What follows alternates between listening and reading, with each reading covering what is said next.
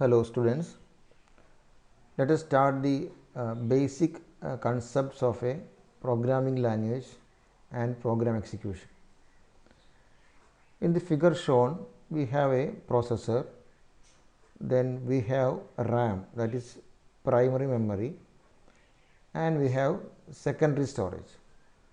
So we have three components: processor, RAM and secondary storage. The files are stored permanently in secondary storage device. So if I type a program and store it as a file, then it will be stored in secondary storage. For executing this program, the file will be loaded to memory, that is RAM, and will be executed. For executing our program, the file containing the program will be loaded to the primary memory and will be executed by the processor. So during execution, as we know, we will be using some variables such as a, b, etc. So int ab or float ab, we will be defining variables during execution of a programming language.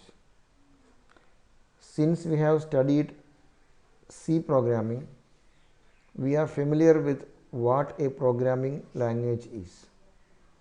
A programming language is used for making the processor execute some specific application programs. We have to tell the processor how to execute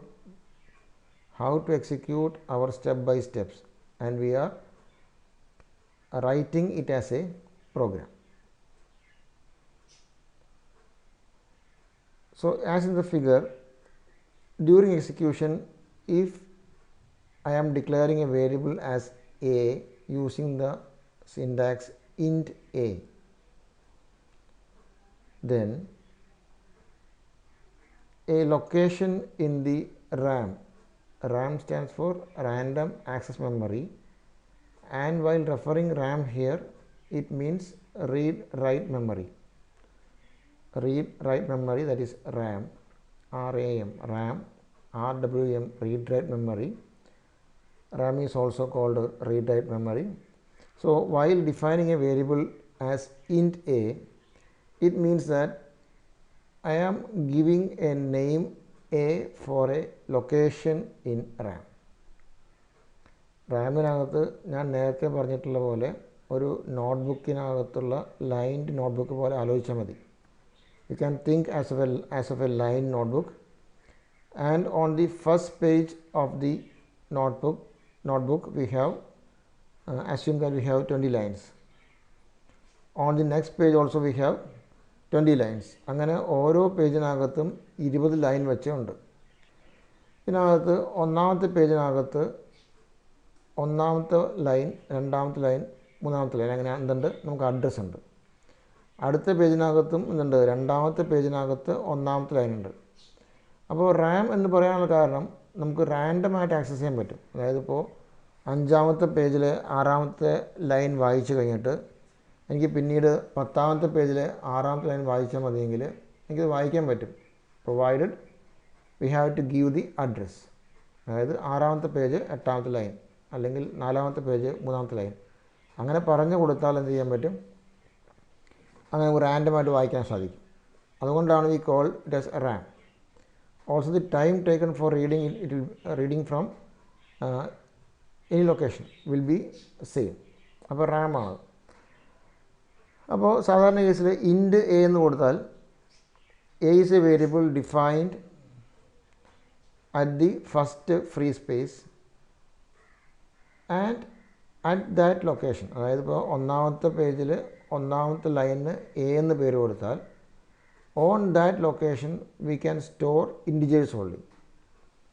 അതാണ് കാര്യം. ഇൻറ്റ് a എന്ന് കൊടുത്താൽ നമ്മൾ ഏത് ഇതിനാണോ A എന്ന് പേര് കൊടുക്കപ്പെട്ടത് അതായത് while allocation which location was given name A, on that location we can store integers only. Integer means numbers does not having point values. So 1, 2 അല്ലെങ്കിൽ 100 അങ്ങനെയുള്ള ഇൻറ്റിജർ വാല്യൂസ് ആണ് സ്റ്റോർ ചെയ്യാൻ സാധിക്കുക. അപ്പോൾ ഇൻറ്റ് എ എന്ന് കൊടുത്തു കഴിയുമ്പോൾ A is having A data type as integer. അങ്ങനെ നമുക്ക് different type of we have different types of data types.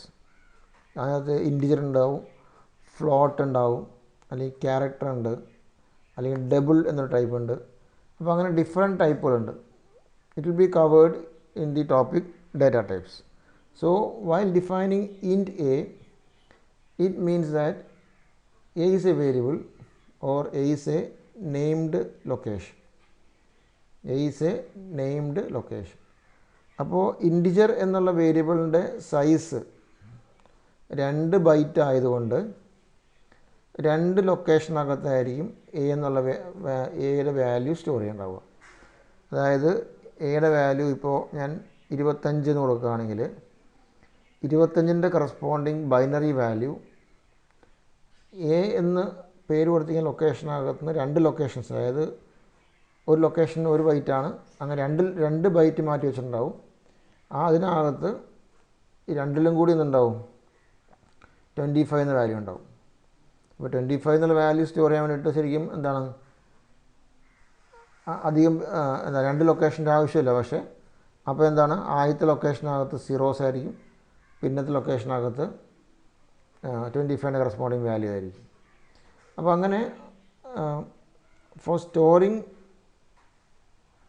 Integer values C++ allocates 2 bytes for integers. അത് ഫ്ലോട്ട് ആണെങ്കിൽ 4 bytes ആയിരിക്കും, ക്യാരക്ടർ ആണെങ്കിൽ 1 ബൈറ്റ് ആയിരിക്കും. അപ്പോൾ ക്യാരക്ടർ എന്ന് ഞാനിപ്പോൾ ഡിഫൈൻ ചെയ്താൽ CHARK എന്ന് ഡിഫൈൻ ചെയ്താൽ ആ വേരിയബിളിൻ്റെ പേര് K എന്നാണ്, ആ ലൊക്കേഷൻ്റെ പേര് K എന്നാണ്. ആ K എന്നുള്ള ലൊക്കേഷനകത്ത് എന്ത് സ്റ്റോർ ചെയ്യാൻ പറ്റും, ഏതെങ്കിലും ഒരു സിംഗിൾ ക്യാരക്ടർ സ്റ്റോർ ചെയ്യാൻ പറ്റും. അപ്പോൾ K is equal to single കോഡ്സിനകത്ത് Z എന്ന് കൊടുത്താൽ ആ Z എന്ന അതിൻ്റെ കറസ്പോണ്ടിങ് ആസ്കി വാല്യൂ ആയിരിക്കും, അല്ലെങ്കിൽ ബൈനറി കോമ്പിനേഷൻ വാല്യൂ ആയിരിക്കും എവിടെ ഉണ്ടാവുക, K എന്ന പേര് ലൊക്കേഷനകത്ത് ഉണ്ടാവുക. So I think that you are clear with the variable names now. അപ്പോൾ int a means a is a name location having capacity of storing integers. Float b means b is a named location having the capacity of 4 bytes used for storing point numbers.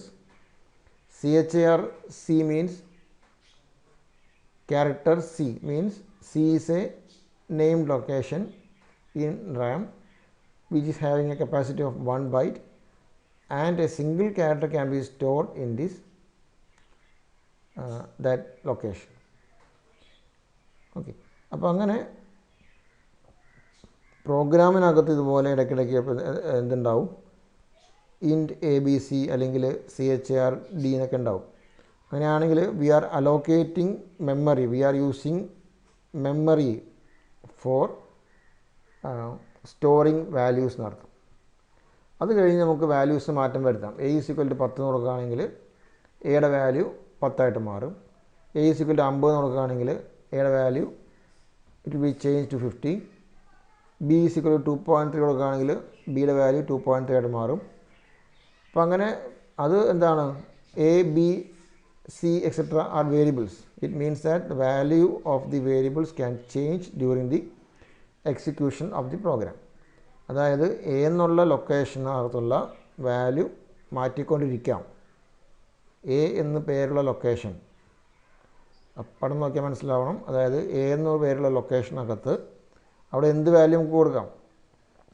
ഈ value കൊടുക്കുന്നത് A എന്നുള്ള value ആദ്യം 10 കൊടുക്കാം, അത് കഴിഞ്ഞ് 10 മാറ്റി 15 ആക്കാം, അത് വീണ്ടും മാറ്റി 10 ആക്കാം. അതുകൊണ്ടാണ് we called as a variable. അപ്പോൾ വേരിയബിൾസ് ആർ നെയിംഡ് ലൊക്കേഷൻസ്. അപ്പോൾ അങ്ങനെ വി ക്യാൻ റൈറ്റ് പ്രോഗ്രാംസ്. അപ്പോൾ ഇതുപോലെ int A equal to 10, B equal to 20 അങ്ങനെ we can write instructions in a program and the program can be saved to the secondary storage.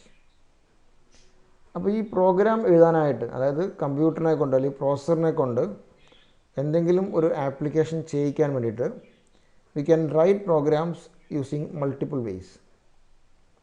അതായത് we know that the processor understands only binary values അല്ലെങ്കിൽ binary programmes. അപ്പോൾ binary combination മാത്രം മനസ്സിലാവുന്ന പ്രോസസ്സറിന് നമുക്കൊരു binary കോമ്പിനേഷനുള്ള file ഉണ്ടാക്കണം. അപ്പോൾ അങ്ങനെ കമ്പ്യൂട്ടറിനെ കൊണ്ട് പ്രോഗ്രാം ചെയ്യിക്കാനായിട്ട് we can have multiple methods അല്ലെങ്കിൽ മൾട്ടിപ്പിൾ ടൈപ്സ് ഓഫ് ലാംഗ്വേജസ്. ഒന്നാമത്തെ we can directly give machine language അല്ലെങ്കിൽ 1-0 അല്ലെങ്കിൽ binary language we can give directly. അങ്ങനെ എഴുതുന്ന പ്രോഗ്രാമാണ് മെഷീൻ ലാംഗ്വേജ് പ്രോഗ്രാമിംഗ്. അല്ലെങ്കിൽ നമുക്ക് we can write programs using assembly language. Assembly language എന്നുള്ളത് ബൈനറി ലാംഗ്വേജിനേക്കാളും ബൈനറി ആയിട്ട് പെട്ടെന്ന് കൺവേർട്ട് ചെയ്യാൻ പറ്റുന്ന operation കോഡ്സാണ്.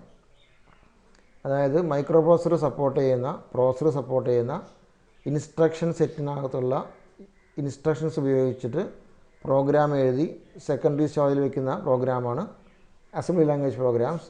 And it can be easily converted to binary by using an assembler. ഒരു അസംബ്ലർ എന്ന സോഫ്റ്റ്വെയർ ഉപയോഗിച്ചിട്ട് we can convert assembly language programs to binary. അപ്പോൾ അങ്ങനെ ആക്കിയിട്ടും ആ പ്രോഗ്രാം എവിടെ വയ്ക്കും? സെക്കൻഡറി സ്റ്റോറേജിൽ വയ്ക്കും. അല്ലെങ്കിൽ നമുക്ക് എന്ത് ഉപയോഗിക്കാം? V can use high level languages. High level language examples ആണ് നിങ്ങൾ നേരത്തെ പഠിച്ച C programming is example for high level language. C, C++, Java, basic, Fortran, COBOL അങ്ങനെയുള്ള എല്ലാം എന്താണ്? ഹൈ ലെവൽ ലാംഗ്വേജസ് ആണ്. അപ്പോൾ കമ്പ്യൂട്ടറിനെ കൊണ്ട് ഒരു ആപ്ലിക്കേഷൻ ചെയ്യിക്കാനായിട്ട് നമുക്ക് we can write programs in high level language also, but it has to be converted to low level language or machine language by a converter, and the converter can be an assembler for assembly language, and for high level language it can be a interpreter or a compiler. അപ്പോൾ ഒരു ഇൻ്റർപ്രറ്ററോ കമ്പൈലറോ ആവാം എന്ത്? നമ്മുടെ high level ലാംഗ്വേജിനെ low level ലാംഗ്വേജിലേക്ക് മാറ്റാനായിട്ട് V can use an interpreter or A compiler. അത് depending on the language ആണ്. നമ്മൾ use ചെയ്യുന്ന ലാംഗ്വേജ് എന്താണോ ആ ലാംഗ്വേജിന് ഇൻ്റർപ്രറ്റർ ആയിരിക്കാം, ചിലപ്പോൾ അല്ലെങ്കിൽ കമ്പൈലർ ആയിരിക്കാം. ഇപ്പോൾ സി അല്ലെങ്കിൽ C++ ഒക്കെ ആണെങ്കിൽ വി ഹാവ് കമ്പൈലേഴ്സ്. കമ്പൈലറാണ് ഉള്ളത്. കമ്പൈലർ എന്താണ്? നമ്മൾ പ്രോഗ്രാം എഴുതി കഴിഞ്ഞിട്ട് ഈ പ്രോഗ്രാമിനെ നമ്മൾ കൺവേർട്ട് ചെയ്യാൻ ആവശ്യപ്പെടുമ്പോൾ അല്ലെങ്കിൽ കമ്പൈൽ ചെയ്യാൻ ആവശ്യപ്പെടുമ്പോൾ it compiles to a machine code and the program is written as a binary combination to a separate file called exe file.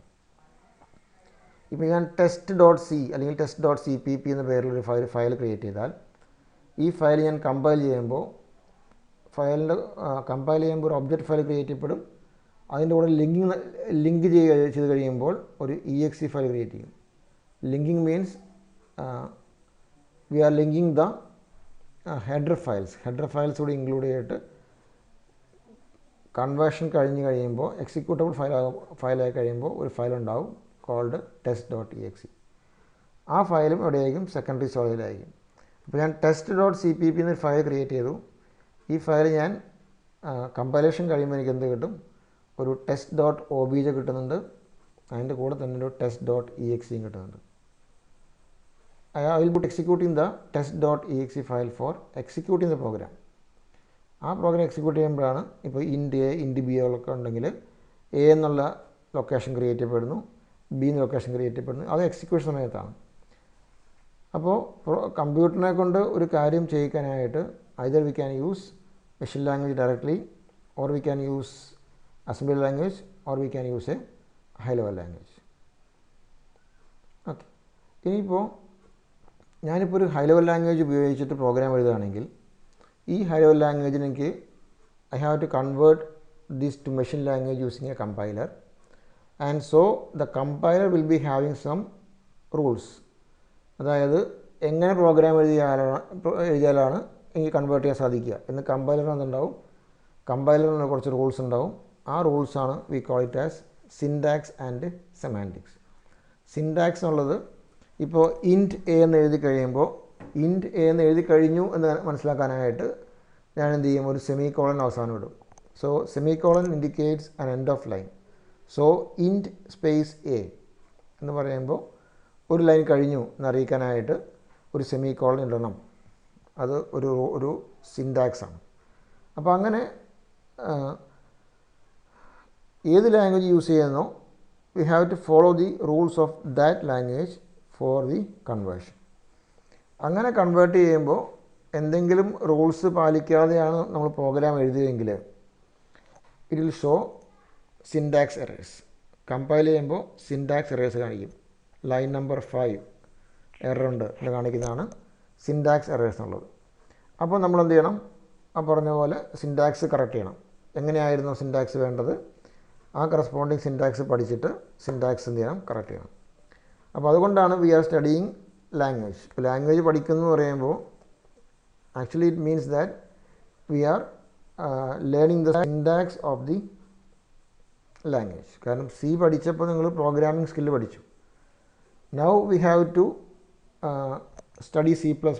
It means that we will be learning the syntax of C++ and the semantics, usage. എങ്ങനെയാണ് use ചെയ്യേണ്ടത്, and the syntax will be studying the syntax and semantics of this C++. അതിപ്പോൾ ഏത് language ആണെങ്കിലും we will be studying its own syntax and semantics. അത് പഠിച്ചാൽ മാത്രമാണ് നമുക്ക് എന്ത് ചെയ്യാൻ പറ്റുള്ളൂ, ഒരു എറർ ഫ്രീ ആയിട്ട് പ്രോഗ്രാം എഴുതാൻ പറ്റുള്ളൂ. So for writing error-free programs, we have to study the syntax of this language and how to write programs in C++. Okay. അപ്പോൾ ഇതൊരു ബേസിക് ഐഡിയ ആണ്. അപ്പോൾ റാം മനസ്സിലാക്കിയിരിക്കുക. എപ്പോൾ റാം എന്ന് പറഞ്ഞാലും you should think about A notebook. ഞാൻ പറഞ്ഞ പോലെ ആ നോട്ട്ബുക്കിനകത്ത് കുറച്ച് line, think of A line notebook. ആ ലൈൻ നോട്ട്ബുക്കിനകത്ത് മൾട്ടിപ്പിൾ പേജുകളുണ്ടാവും. ഓരോ പേജിനകത്തും കുറച്ച് ലൊക്കേഷൻ ഉണ്ടാവും. ഓരോ ലൊക്കേഷനും അതിൻ്റെ കൃത്യമായ പേരുകളുണ്ട്. അതായത് and we call that as address. 5ാമത്തെ പേജ് 4ാമത്തെ ലൈൻ അഡ്രസ്സാണ്. Page and address. നമ്മൾ പ്രോഗ്രാം എഴുതുമ്പോൾ നമ്മൾ എന്ത് ചെയ്യുന്നു, we will be defining variables. Int a എന്ന് പറയുമ്പോൾ എന്താർത്ഥം, ഞാനിപ്പോൾ അല്ലെങ്കിൽ കമ്പൈലർ എന്ത് ചെയ്യുന്നു, 5ാമത്തെ പേജിൽ 3ാമത്തെ ലൈനിന് എ എന്ന് പേര് കൊടുക്കുന്നു. അപ്പം അങ്ങനെ ഫ്രീ ആയിട്ട് കാണുന്ന ലൊക്കേഷൻ ഏതാണോ ആ ലൊക്കേഷന് പേര് കൊടുക്കും. അതാണ് വേരിയബിൾസ് എന്നുള്ളത്. ആ ലൊക്കേഷനകത്ത് നമുക്ക് എഴുതാം, മായ്ക്കാം, മാറ്റി എഴുതാം, തിരുത്താം. Okay. And we will be modifying these variables for programming. Program ചെയ്യുമ്പോൾ നമ്മൾ എപ്പോഴും ചെയ്യുന്നത് ഈ വേരിയബിൾസിൻ്റെ വാല്യൂസ് മോഡിഫിക്കേഷൻ നടത്തിക്കൊണ്ടിരിക്കും. എന്നിട്ട് ഇപ്പോൾ ഒരാളുടെ മാർക്ക് എനിക്ക് വേണം എന്ന് പറയുമ്പോൾ ഞാൻ ഈ മാർക്ക് വാങ്ങിക്കുക എന്ന് പറയുമ്പോൾ എന്താണ്, the ways for inputting are, the basic way is to accept using a keyboard. ഒരു കീബോർഡ് ഉപയോഗിച്ച് വാങ്ങിക്കാം. ഇപ്പോൾ ഒരു think of A human being interact with the real world using sensors അല്ലേ. അപ്പോൾ ഈ സെൻസർ വഴി ആണ് ഇൻപുട്ട് വാങ്ങിക്കുക. ഇപ്പോൾ കണ്ണ് വഴി കാണുന്നു, ചെവി വഴി കേൾക്കുന്നു. അതുപോലെ എന്താണ് സെൻസേഴ്സ് അല്ലെങ്കിൽ ഇൻപുട്ട് വേസ് ഉണ്ട്. ഈ ഇൻപുട്ട് വേസ് വഴിയാണ് എന്ത് ചെയ്യുന്നത്, ഇൻപുട്ട് വാങ്ങിക്കുന്നത്. So we are giving input to the program either by using a keyboard or by using a mouse or by using a input device. അത് നമ്മൾ എഴുതുന്ന പ്രോഗ്രാമിനകത്ത് എങ്ങനെയാണോ ഇൻപുട്ട് വേണമെന്ന് ആവശ്യപ്പെട്ടിരിക്കുന്നത് അതുപോലെ എന്ത് ചെയ്യണം, പ്രോഗ്രാം എൻ്റർ ചെയ്യണം. Okay. So if I am writing program to accept values using keyboard, then we have to give values using keyboard. അപ്പോൾ അങ്ങനെയാണ് ഇൻപുട്ട് ലോജിക്. അതുപോലെ ഔട്ട്പുട്ട് കാണിക്കാൻ എന്ത് വേണം, സ്ക്രീൻ വേണം. So the basic input device is keyboard and the basic output device is the screen അല്ലെങ്കിൽ console.